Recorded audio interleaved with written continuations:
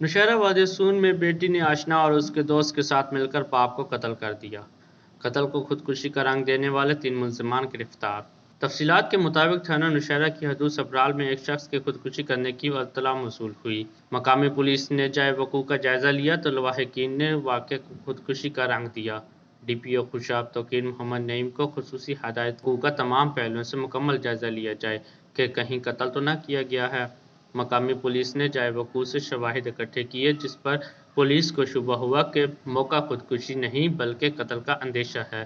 مقامی پولیس نے تفتیش کا دائرہ کار بڑھاتے ہوئے ٹیکنیکل بنیادوں پر تحقیق کی تو انکشاف ہوا کہ ملزمہ مہوش کلثوم جو مقتول کی بیٹی ہے نے اپنا باپ احمد نواز کو آشنا محمد عاصم اور اس کے دوست فیصل کے ساتھ مل کر قتل کر دیا، جس پر مقدمہ درج ہوا اور تینوں ملزمان کو گرفتار کر لیا گیا۔ ابتدائی تفتیش کے مطابق ملزم محمد عاصم اور مقتول کی بیٹی مہوش کلثوم شادی کرنا چاہتے تھے، جس پر والد راضی نہ تھا اور اس رنج کے باعث بیٹی نے آشنا کے ساتھ مل کر باپ کو قتل کر دیا۔